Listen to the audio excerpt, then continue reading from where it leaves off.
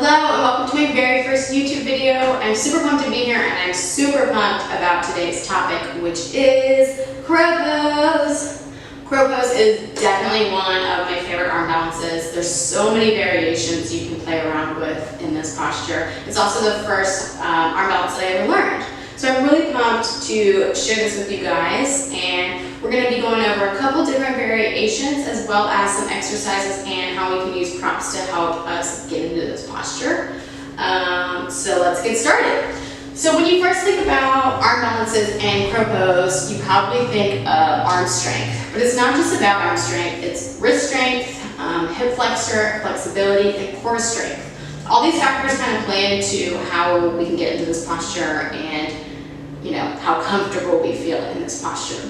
So this first variation is probably the more difficult of the two I'm going to show you. I'm going to start with this one and then we're going to kind of move backwards. So when we first start off, we want to focus on first our 10 fingers, of course. So we've got our nice strong base here. We want to spread those fingers really wide, keeping the fingers forward and the thumbs to either side. These are about shoulder distance apart, and when we first start here, we really want to focus on that nice strong base. I know I've said that like 3 times, but it's very important.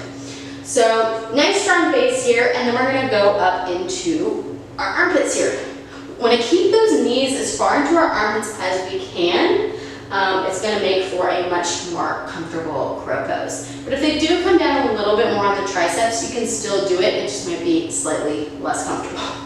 So we're going to come up here, and then we really want to focus on keeping the thighs tucked into the chest, but we also want to focus on bringing the thighs in, bringing those knees in. Not only is that going to keep for a nice strong pose, it's also going to help us keep our biceps wrapped and up front. All right, so we're going to come in, keeping our arms bent just slightly, of course, coming forward, shifting our weight really into those each and every 10 fingers. And then when we're feeling comfortable, maybe let's bring one foot up. If you're like, I got this, which you do, bring up the other foot. Keeping the toe mounts together, pressing into the butt with your feet, or going towards that area. And we feel good, we can drop it. All right, so if you're not quite there yet, that's okay. We got another variation for you. Ooh, my hair is going crazy. Woo! All right, so our second variation, I don't recommend for everybody because if you're not able to get those kind of foundations of the pose yet, you probably shouldn't start with the pose. But if you feel comfortable and you're just not quite there yet, let's give this a try.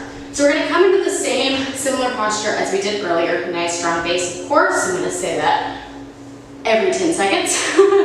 So we're going to come up, except this time we're going to let the knees kind of splay out a little bit.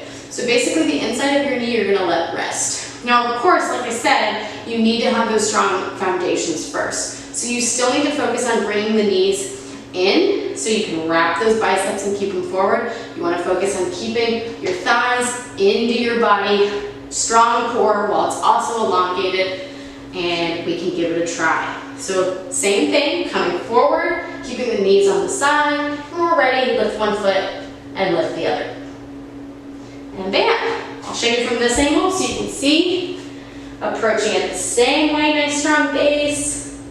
Keeping those knees nice and up, but also letting them kind of come out to the side. Reaching forward with our weight, lifting one foot up, and when we're ready, lift that other foot.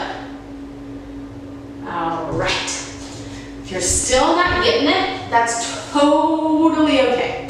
You're totally fine. It took me about 3 years to learn this. So don't rush yourself, even though I know it's frustrating because you can almost taste it if you're so close. Keep working at it. There's nothing you cannot accomplish if you keep working at it. So, if you're still not there yet, grab your blocks. If you don't have blocks, you can also use blankets or really anything you can kind of fold up into a nice little rectangle, 3D rectangle. There's a name for that shape, but I'm not exactly sure what it is right now. I'm very tired.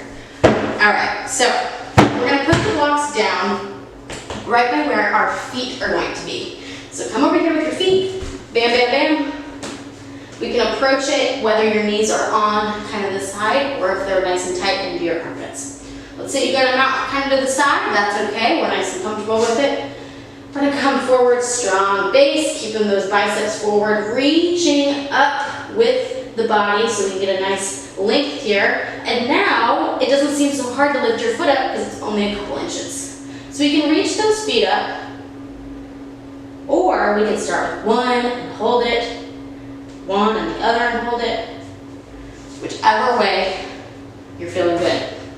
So, if you're still like, dude, I don't have this, there's two different postures you can do to practice and kind of feel more comfortable and focus on those aspects that really help you in this posture. So first, Smalasana. Get a nice yoga squat going. Feet firmly down, kind of tucking your butt down and up so you can really get some length here. Opening up through the heart. Let's expand our hands here. Oh yeah, I can feel it. Can you feel it? My hips are like the tightest thing on the planet, so any hip opening, I'm like, yes. So you can do that. Or there's one kind of funky one that I still practice. You're gonna come onto your back, and when you're on your back, you're gonna act like you're going into crow pose, except you are swapped. So you're gonna bring up your hands as if you are holding onto that ground with your strong base. There it is again, I told you I'd say it a bunch. So you're gonna keep those fingers spread just like as if we were in the upright position. Then you're gonna come up with your knees just as if you're in the posture, but you're gonna tuck them into your elbows, just like we talked about at first. So here you're gonna hold it, hold it. Do you feel it in your core? Because I definitely do. And so that's a really good way to kind of get your body familiar with this posture. So, there's a few tips for you. I'm sure my hair is even crazier. There's a few tips for you. I really hope it helped.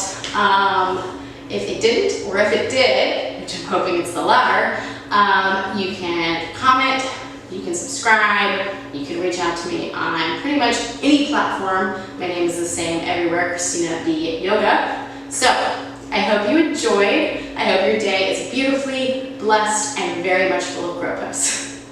Namaste.